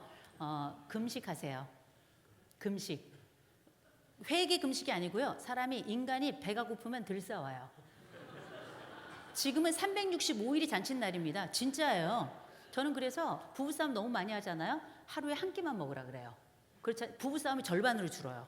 인간은 기운이 없잖아요. 자기 삶을 살피기도 힘들기 때문에 싸울 기운도 없고요. 확실히 덜 싸웁니다. 자, 우리 부부싸움 많이 하시는 분들 금식할지어다. 네, 말씀드리고요. 자, 그래서 우리 이야기를 조금 정리해 볼까요? 자, 그제 잊어버렸을 것 같으니까 한번 따라해 볼까요? 막아라 질병을, 공부해라, 나가라, 만나라. 만나는 거 굉장히 중요합니다. 요새 특별히 젊은 층들 사이에 손절 얘기 많이 나와요. 그러면서 옛날에 돌아가셨던 쇼펜하우어라고 하는 학자가 굉장히 급부상하고 있더라고요. 쇼펜하우어 책은 저는 한 권도 빠짐없이 다 읽었습니다. 왜냐하면 제가 대학 다닐 때 너무 좋아했고 빠져있던 분이었기 때문에 지금도 나이 들어서도 짬짬이 읽는데, 쇼펜하우어가 대단히 염세적인 분인 건 맞습니다. 그리고 좋은 말씀도 대신 굉장히 많이 하셨어요. 사랑 부질없다. 야, 사람 부질없어. 너나 잘하세요. 이게 쇼펜하우어의 이야기의 상당 부분을 차지하고 있는데 저는 맞는 얘기라고 생각합니다. 제가 가끔 농담 삼아 하는 얘기가 있어요. 사람은 국어하고 수학을 잘해야 돼요. 왠지 아십니까? 국어를 잘해야 주제를 알고 수학을 잘해야 분수를 아는 겁니다. 제가 농담 삼아 이런 말씀 드리지만 이거 굉장히 건방진 말이에요. 아주 건방진 말입니다. 주제를 알아, 분수를 알아. 근데 이건 뭘 얘기하냐면 내가 누군지 알아야 된다는 얘기예요.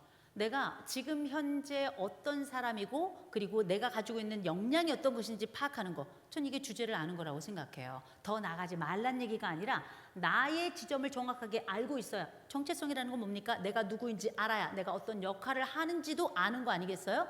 내가 지금 어떤 사람이고 내가 무엇을 할 수 있고 내가 가진 것은 무엇인지 알아차리는 거 굉장히 중요하고, 분수를 안다는 건 뭐냐면 내가 가지고 있는 현실과 내가 가지고 있는 이상이 너무 멀지 않게 하라는 말입니다. 요즘 청년들은 일명 게으른 완벽주의자라고 불러요. 부부도 마찬가지입니다. 젊은 부부들은 10중8구 다 게으른 완벽주의자예요. 게으르다의 방점이 있는 게 아니에요. 완벽주의의 방점이 있는 겁니다. 특별히 지금의 MZ세대와 같은 젊은 세대들은 일명 굉장히 안타까운 세대, 일명 절망의 세대라고 많이 불러요. 이들은 어떤 세대냐면 요 MZ 세대 때부터 대부분의 아이들이 자기만의 독방을 갖기 시작한 첫 세대고요. 요때부터 10대 청소년 자살률이 세계 1위를 기록하고 한 번도 1위를 내주지 않게 되고요. 내가 벌은 것으로는 집을 살 수 없는 첫 세대고 포기할 게 너무 많아서 이들을 우리가 N포 세대라고 불러요. 심지어 강박적 성향도 워낙에 강해가지고 일명 거의 수능을 만점에 가깝게 맞지 않으면 스카이라고 하는 성공 대열에 들어갈 수가 없어요. 거기다가 사법시험제도와 같은 사다리도 끊겼죠. 어디 그분입니까? MZ세대 때부터 남자들 키 180 이하는 싹 다 루저예요. 다 루저, 다. 얼굴도 이쁘고 잘생겨야 돼. 그래서 이때부터 모두가 다 성형외과에 누워가지고 얼굴을 집단으로 갈아엎는 집단 성형시대가 도래하게 된 겁니다. 그러면서 동시에 이들이 가지고 있는 이런 완벽주의적 성향은 그냥 나타나는 게 아니에요. 이때 한국전 이후로 집단이 하나의 감정을 갖는 독특한 양상이 벌어집니다. 그게 왜 그러냐? 댓글이 시작이 됐어요. 내가 어떤 감정인지 잘 모르겠어. 근데 딱 댓글에 들어갔더니 이게 불안이래. 아, 난 불안하구나. 아, 난 불안해. 그리고 내가 가지고 있는 이 불안의 감정을 다시금 댓글에 옮겨 달면서 이들이 하나의 감정을 공통으로 전후에 최초로 전체 세대가 하나의 감정을 경험하는 첫 번째 세대가 MZ세대입니다. 이 세대가 대신 하필 가졌던 집단의 대표 감정이 바로 이 불안이라는 감정이에요. 이 불안이라는 감정 때문에 뭐 하냐면 관계도 완벽해야 돼. 관계도. 거기다가 이 친구들은 뭐 하냐? SNS가 또 발달했어. 야, 봐봐. 이 집은 이렇게 살아. 봐봐, 다른 집은 저렇게 살아. 야, 봐봐, 얘는 이렇게 살아. 얘는 이걸 가졌어. 이걸 보면서 모든 관계는 완벽해야 된다고 생각해요. 우리의 부부관계도 완벽하지 않으면 안 돼. 그래서 어떻게 결혼식은 하지만 혼인신고는 3년 뒤. 이렇게 가는 겁니다. 이들이 추구하고 있는 이 완벽주의 성향, 완벽하고 싶어서 아무것도 하지 않고 있어서 앞에 게으른이 붙죠. 어른 세대가 볼 땐 게으른. 그러나 사실 이들 안쪽에는 불안이라고 하는 강력한 감정이 붙들고 있는 완벽주의가 장악을 하고 있는 세대입니다. 이 세대들 사이에 배우자는 얼마나 못마땅하겠어요. 그렇잖아요. 다른 남편 더 잘생겼어. 다른 남편 키가 더 커. 다른 아내는 더 날씬해. 아, 정말. 그죠? 저희 남편은 평생 한 번도 날씬한 부인을 가져본 적이 없어요. 지금도 다이어트 중이지만 발레를 시작하긴 했는데 살은 빠지지 않는 이 역설적인, 그죠? 분명한 건 제가 나가서 만나자라고 말씀드렸죠.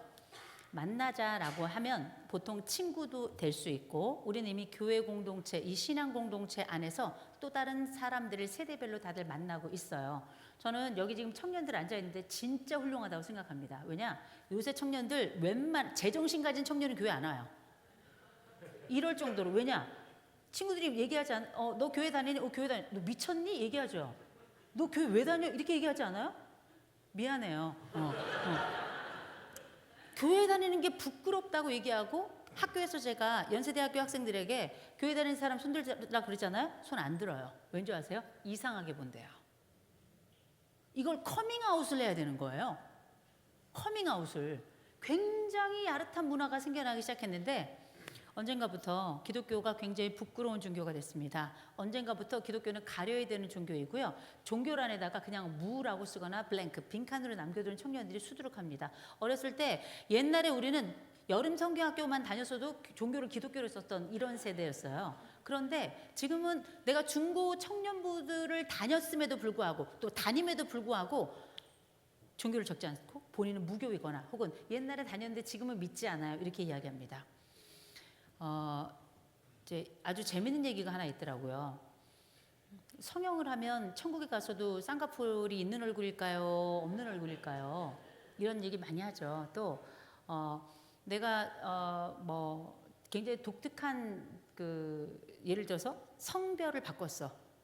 이름을 바꾸잖아요. 요새는 이름을 바꿔서 원래는 순이었는데 이름을 미연이로 바꿨어요. 그러면 천국 가서 미연일까요? 순이일까요? 뭐 이런 얘기 막 해요. 하나님은 나를 순이라고 부를까? 미연이라고 부를까? 이런 얘기 하지 않으세요? 제 주변만 좀 그런가 봐요. 다 이런 호기심들이 되게 많더라고요. 그러나 하나님은 그게 순이라서 순이라 부르는 것이 아니고 미연이라서 미연이라고 부르지 않죠. 쌍수를 해서 더 예쁘다 말하지 않고 그냥 산다 그래서 못난이라고 부르지 않죠. 그냥 하나님이 우리를 볼 때는 그냥 예쁘구나. 더 참 예쁘구나. 넌 더 예쁘구나. 넌 항상 예뻤는데 지금은 더 예쁘구나. 이렇게 말씀하실 텐데 그것도 관계에서 우리가 보여줬으면 좋겠습니다. 하나님의 모사로 그렇게 살아가는 우리들이니 우리가 어떻게 하나님을 만날까를 고민한다면 우리가 나가 만나는 사람들을 하나님 보듯 했으면 좋겠습니다. 예뻐해 줬으면 좋겠어요. 우리가 하나님 만나면 얼마나 발을 동동 구르면서 저는 아마 하나님 만나면 정말 엄청 주접일 것 같아요. 막 팔딱팔딱 뛰고 막 만세를 막 부르고 막 진짜 막 미친 듯이 막 춤을 출 것 같아요. 고시는 조금 다를 수 있어요. 그러나 저는 기쁨을 주체 못합니다. 저는 그리고 이 즐거움을 주체하지 못하는데요. 그 즐거움 주체 못하는 걸 특별히 제 배우자에게 그러합니다. 저는 이제 결혼을 했고요. 결혼 많이 놀라시는데 제가 결혼했습니다. 결혼을 했고요. 아이가 둘이 있는데 저희 아이들이 이제 그 사춘기를 한참 지날 때 저희 남편이 저보다 나이가 좀 어립니다. 어린데 뭐 아무것도 아니야. 근데 이제 저희 딸에게 저희 애아빠가 얘기했어요. 딸아, 너는 아빠보다 괜찮은 남자를 만나라. 그랬더니 저희 딸이 그럼요. 이렇게 대답을 해요. 그래서 조금 있다가 저희 아들에게 저희 남편이 그러더라고요. 아들아, 너는 딱 엄마 같은 여자랑 결혼해라. 제가 막 너무 감동을 해가지고 진짜 배우자로서는 최고의 이야기잖아요. 그랬더니 저희 아들의 답을 막 기다리고 있는데 저희 아들이 저를 위아래로 딱 보더니 나이 많고 뚱뚱한 여자랑요. 그렇게 얘기를 하더라고요. 크게 웃었어. 생각해보면 우리가 만나자 그러면 저는 보통 대중 강연을 할 때는 친구 만나는 거, 새로운 친구들 굳이 맞이하지 마라, 손절하지 마라 이렇게 이야기하는데 그 손절의 이야기를 우리 가정에서는 배우자에 대한 이야기로 나눠야 될 것 같고 아이들과의 이야기로 다시 변경해야 될 것 같습니다. 서로 각방의 문제가 아니고 정서적으로 단절된 부부들 너무너무 많고요. 교회 와서 웃고 있지만 막상 집안에 들어가 보면 정말 파탄난 가족들이 수두룩빽빽합니다. 다만 기독교인이라서 부끄러워서 이혼을 못하고 있거나 혹은 이혼을 했지만 공동체 안에서 침묵하고 있는 가정들도 굉장히 많아요. 근데 제가 이런 말씀 드리고 싶습니다. 이건 단순히 이 세대만의 문제는 아니에요. 다만 우리 교회가 조금 더 보수적인 교단이라고 알려져 있다면 이혼에 대해서도 굉장히 부정적일 거라고 생각하는데 이미 이혼한 분들 많습니다. 그러니 이런 말씀 드리고 싶어요. 전 정치에 관심 없습니다. 대신 전 고통에 관심이 있어요. 전 이혼은 관심이 없어요. 그들의 고통에 관심이 있습니다. 저는 다른 사람들이 싸움에 관심이 없어요. 그냥 그들의 고통에 관심이 있거든요. 우리 교회가 그들이 이혼을 했건 이혼을 하지 않았건 그들이 한부모 가족이건 어떤 상황에 처해 있든지 그의 고통에 집중했으면 좋겠습니다. 그의 아픔에 동참했으면 좋겠고요. 괜찮냐 물어봤으면 좋겠고 교회 내에서 이런저런 눈치 주면서 결국 그들이 자기 발로 나가게 하는 이런 일은 좀 없었으면 좋겠습니다. 그게 어쩌면 그들을 영혼으로 만나고 하나님이 우리를 만들듯 그들도 하나의 작품으로 보고 계시고 예쁘다 말하고 좋다 말하는데 우리가 뭐라고 그들을 내어치고 우리가 뭐라고 그들에게 눈총을 주고 당신은 그래서 얼마나 잘났는지 저도 그렇게 물어보고 싶습니다. 그래서 우리가 오늘 저희가 함께 할 이야기들을 잠깐 좀 이야기를 좀 모아보자면 크게는 4가지로 제가 말씀드렸죠. 막공나만 막아라. 질병을 공부해라. 나가라. 만나라. 이 4가지로 말씀드리면서 막아라 질병을 그렇게 할 수 있다면 내 몸 잘 지키기 위해서 영양제도 좀 먹고 운동 처방도 좀 받고 그렇게 건강검진도 받아가면서 내 삶을 충실하게 만드는 것 그것 자체가 나를 위한 돌봄이자 내 배우자를 위한 준비이자 동시에 우리 가족을 위한 기본적인 행동 그리고 나아가서는 크리스천으로서 어떤 일을 결심하고 있다면 내 몸을 잘 챙기는 데 중요한 역할을 한다라고 말씀을 드렸고요. 2번째 공부해라 말씀드렸습니다. 세상이 얼마나 빠르게 달라지는지 일주일에 한 번 무조건 시간 정해놓고 서점이나 도서관 가서 아무 책이나 붙잡고 단어 하나 문장 하나 빠짐없이 적어도 최소 2개월 이상만 해보신다면 여러분들 스스로 내가 굉장히 다른 사람이 됐다라고 느낄 거예요. 여기 지금 젊은 분들 계신데 할 수 있으면 독서 데이트하면 좋고요. 독서 커플 되시면 좋습니다. 책 하나씩 들고 와가지고 함께 15분 정도 책 읽고 그 다음에 데이트 시작하시잖아요. 삶의 질, 또 결혼의 질, 또 이 연애의 본질, 이 사랑의 본질 얼마나 달라지는지 몰라요. 퀄리티가 달라집니다. 기억하셨으면 좋겠고요. 3번째, 나가라. 나갔지만 들어오셔야 된다는 거. 변화를 읽어내는 힘, 그 관찰력을 키워내서 내 배우자에게, 내 가족에게 머리 잘랐구나, 오늘은 더 예쁘네, 오늘 신발 멋진데, 오늘 나갔다 들어오는 길에 이게 약간 얼굴이 좀 낯빛이 다른데 무슨 일 없니? 관찰하는 그 능력이 우리 가족을 다시 부활시킬 것이다. 마지막 만나라 말씀드렸죠. 다른 사람 만날 게 아니라 내 배우자를 그야말로 아름다움으로 만나자, 작품으로 만나자, 그리고 사랑으로 만나자, 이 말씀을 다시 한번 드렸던 겁니다. 이 네 가지 꼭 기억하시고요. 제가 시간이 약간 빠듯하긴 한데 이 말씀을 좀 드려야 될 것 같아서, 요새 보니까 요새 온라인 콘텐츠, 특별히 유튜브 많이들 보시죠.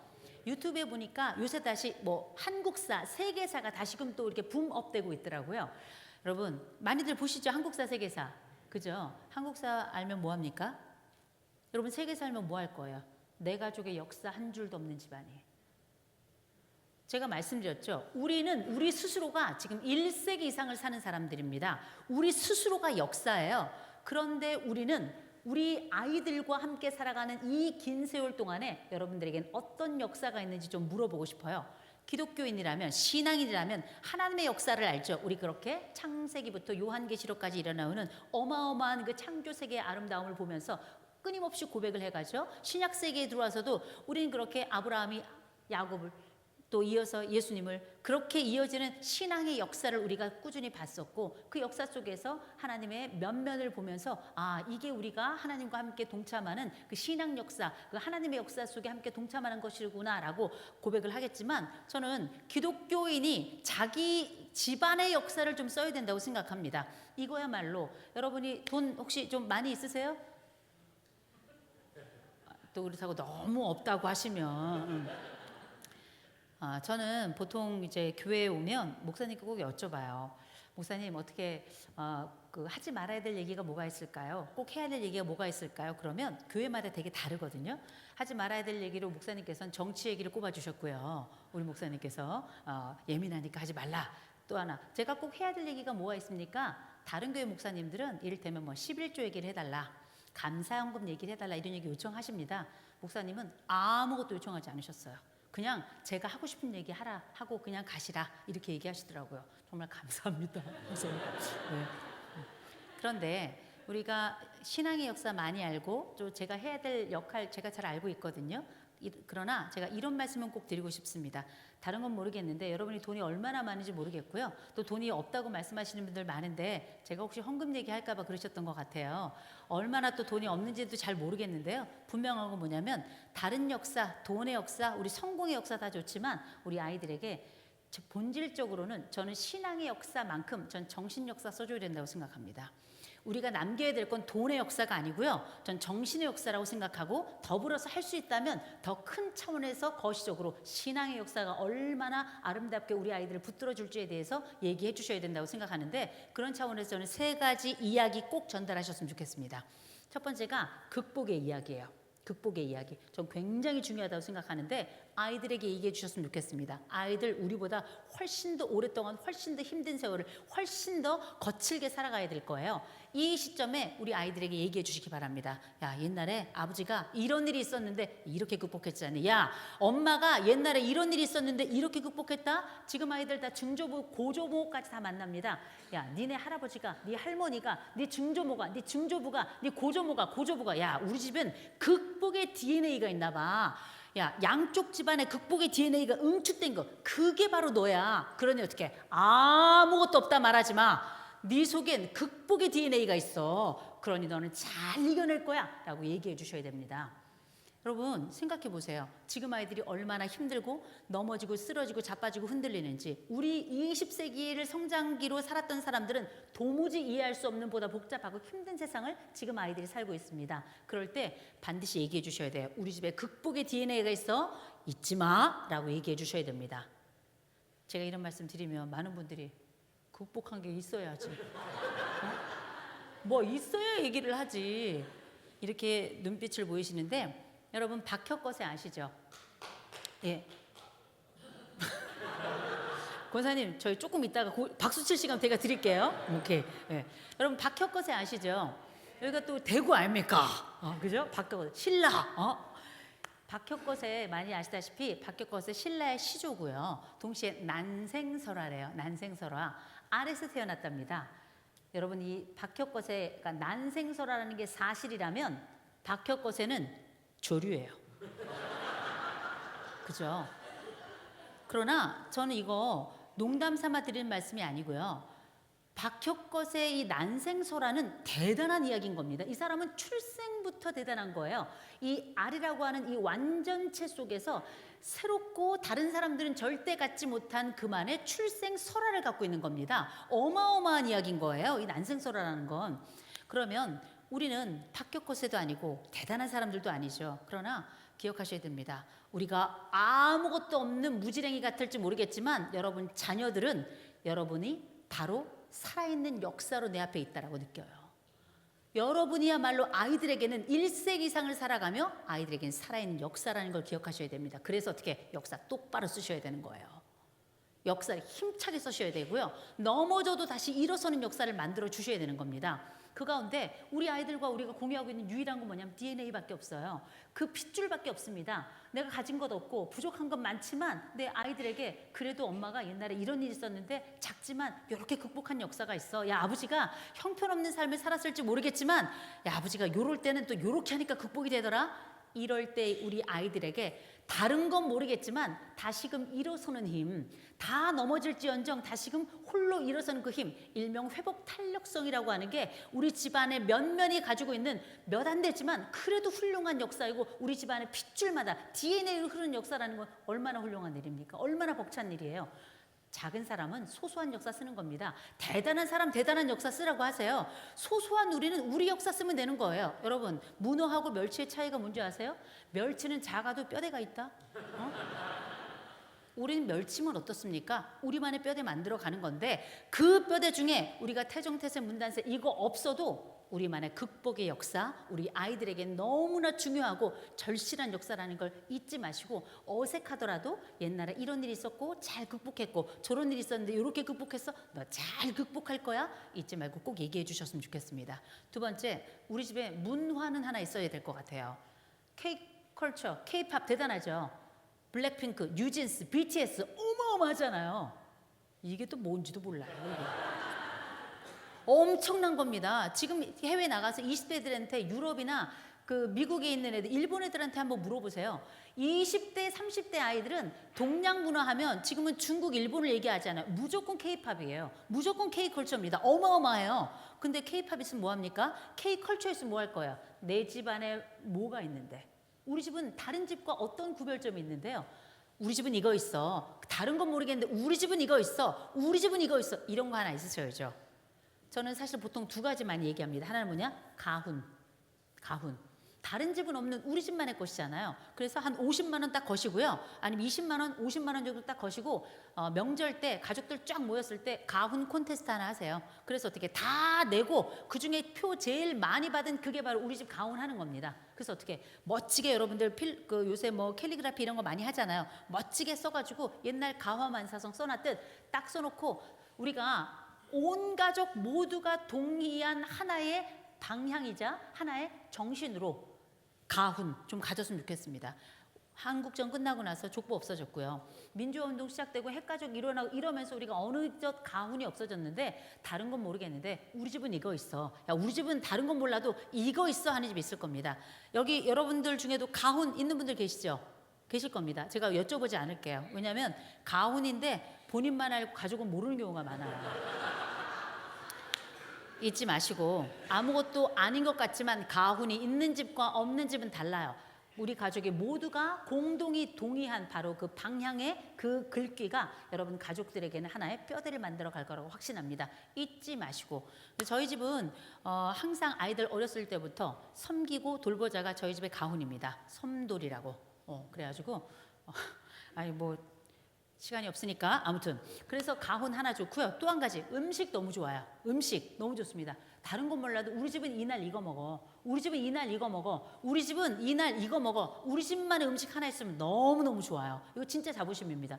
제가 여러분 얼굴 딱 봐도 요리 못하게 생겼잖아요.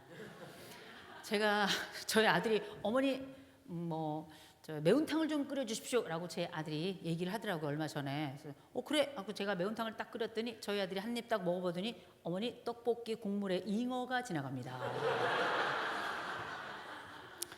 참 내가 요리는 못하지만 그럼에도 불구하고 제가 또 잡채 하나 끝내주잖아요. 잡채. 제가 아주 김치찌개랑 잡채는 거의 신이야. 김신 잡신 이렇게. 제가 뭐 저희는 그래서 어떻게 명절에 잡채, 생일에 잡채, 명절에 잡채, 생일에 잡채 무조건 잡채예요. 작년 2월에 제가 이제 심장에 천공이 생겨가지고요. 그래가지고 심장 수술을 하느라 세브란스에 이제 2주간 입원을 했었거든요. 그때가 딱 저희 아들 생일이었어요. 근데 이제 면회가 안 되니까 제가 아들이 저한테 문자를 보냈더라고요. 어머니 낳아주셔서 감사합니다. 키워주셔서 감사합니다. 그런데 어머니 이번 생일엔 잡채가 없네요.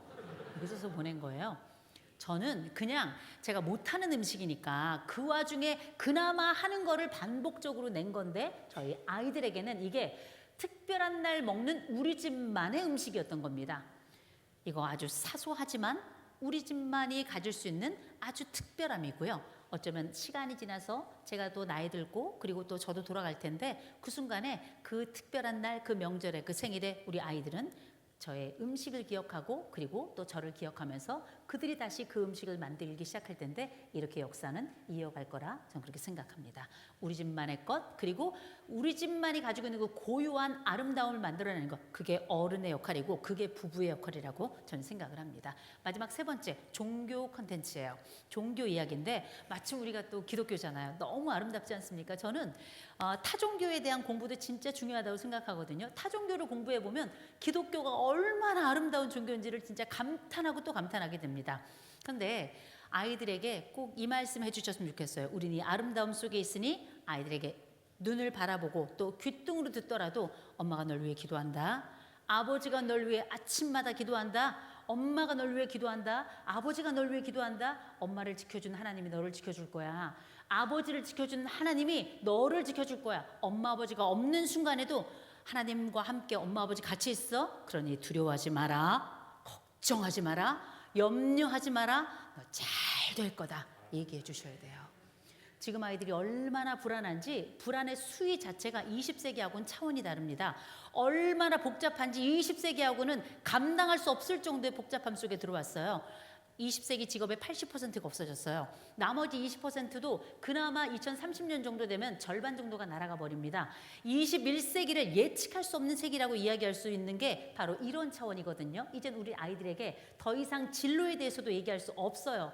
그 순간에 아이들에게 얘기해 주시기 바랍니다. 아이들은 여러분들에게 고민도 말하지 않아요. 요즘 아이들은 친구에게도 말하지 않습니다. 챗GPT에게 물어본대요. 우리의 지문이 다르듯 우리의 문제도 다양할 텐데 그 답을 선명하게 아이들에게 아직 줄 수 없기 때문에 이 아이들은 답 없는 공동 이 진공 상태 속에 살아갑니다. 아이들에게 얘기해 주셨으면 좋겠어요. 하나님 너를 지켜주실 거다. 엄마 아버지의 평생을 지켜준 그 하나님이 너와 함께 할 거야. 염려하지 마라. 두려워하지 마라. 엄마 아버지가 매일 기도한다. 그러니 하나님을 믿고 그리고 하나님을 의지해라. 염려 마라.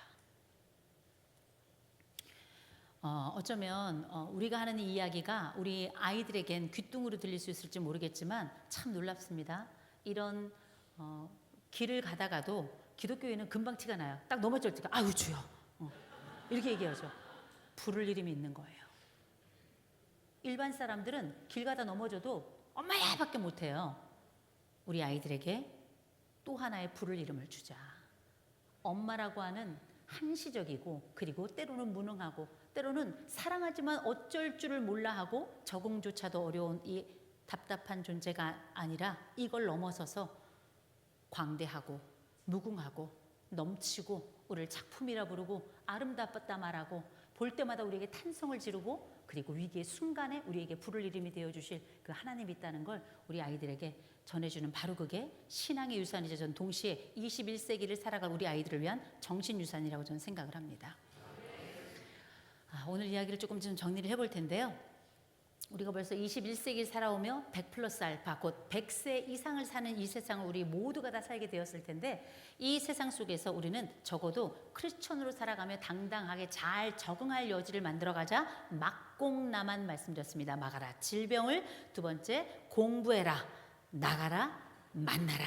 이 네 가지 말씀을 드렸고, 이어서 우리 가족이 어떻게 잘 살아갈 수 있을 것인가, 우리 부부가 해야 될 일이자 동시에 부모가 해야 될 일이자 우리 가족이 함께 만들어갈 우리만의 새로운 21세기형 역사를 좀 썼으면 좋겠는데, 첫 번째, 극복의 이야기 잊지 말고 네 안에 극복의 DNA가 있다는 걸 알려주자. 두 번째, 우리 집만의 것, 우리 집만의 가훈과 우리 집만의 음식만으로 다른 집은 몰라도 우리 집은 있어 라고 하는 일련의 자부심의 역사를 좀 만들어 가보자. 세 번째, 다른 건 모르겠지만 우리에게 부를 이름이 되어주신 하나님이 우리에게 주었던 그 안심의 이야기를, 그 미래에 대한 발견할 숱한 스토리들을 우리 아이들 마음속에서 엄마가 널 위해 기도한다, 아버지가 널 위해 기도한다 라고 하는 짧지만 강하고 긴 역사 속에서 기억될 이름, 그리고 그들이 부를 이름으로 하나님의 이름을 보여주자라는 이야기를 저희가 함께 했습니다. 자, 이제 이야기를 조금 정리를 해볼까 하는데요. 오늘 주제가 보신 대로 프로페셔널 부부로 사는 법이라고 했는데, 크리스천 프로페셔널은 전 다르다고 생각합니다. 크리스천으로 산다라고 하는 건 안쪽에 있는 단단함과 우리 속에 있는 새로운 좋은 적응력이 교회가 세상 속에 있고 세상이 교회 속에 있듯이 우리가 일군 이 일상과 우리가 일군 이 가정 속에서 하나님 어떻게 드러낼지, 하나님을 어떻게 나타낼지, 하나님 냄새를 어떻게 풍길지가 어쩌면 프로페셔널 부부의 가장 핵심이라고 생각하는데, 그러기 위해서 각자 서로에게 좋은 적응력을 갖기 위한 막공라만 기억하시고, 아이들과 함께 살아가면서는 잊지 말고 우리가 함께한 극복의 이야기, 또 문화의 이야기, 그리고 종교의 이야기, 이 신앙의 이야기를 포함한 이 세 가지 이야기를 통해서 그야말로 프로페셔널 가정을 갖고 갔으면 좋겠습니다. 자, 이제 강의 마칠 텐데요. 흔치 않은 일인데 질문 있으세요? 제가 요새 갱년기여가지고 오늘 주일이잖아요.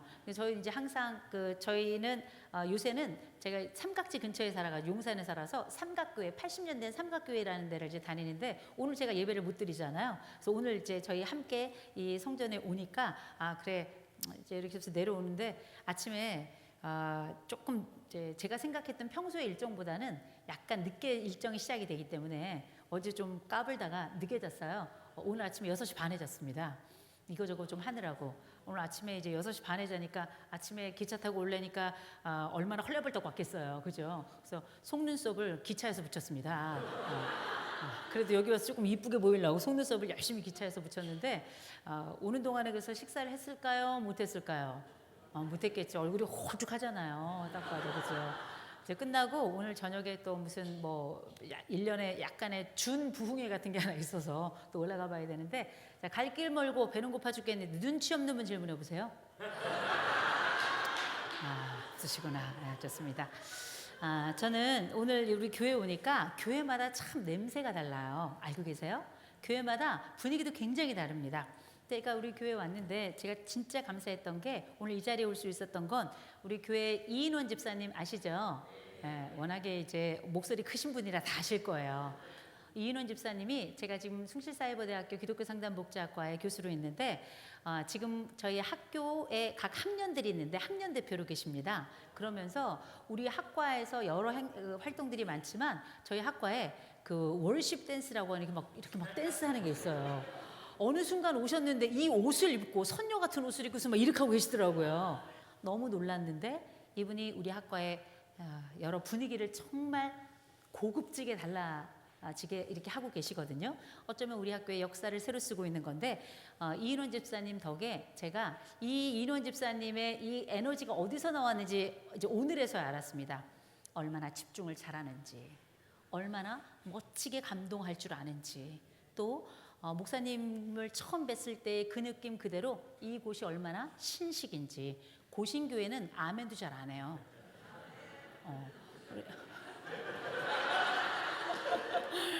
네, 뭐 너무나도 아름다운 순간을 감탄할 줄도 알고 아멘으로 또 화답하시고, 이런 모든 것들이 우리가 가지고 있는 이 교회의 힘이자 하나님 이 교회에 어떻게 운행하시고 역사하시는지를 잘 보여주는 그 과정이라고 저는 생각을 합니다. 외부자가 이렇게 느낄 때는 내부의 뜨거움은 얼마나 클지 정말 이 교회 앞으로의 나아갈 바도 기대가 되는데요. 우리 목사님, 그리고 우리 사모님, 그리고 우리 이인원 집사님 포함한 우리 교인들, 우리 성도들 한 분 한 분 하나님께서 축복하시고 그 가정에 함께 하시고 살아있는 내내 그 삶을 다닐 동안에 하나님과 동행하시기를 기도하시면서 오늘 강의 여기서 마치겠습니다. 고맙습니다. 감사합니다.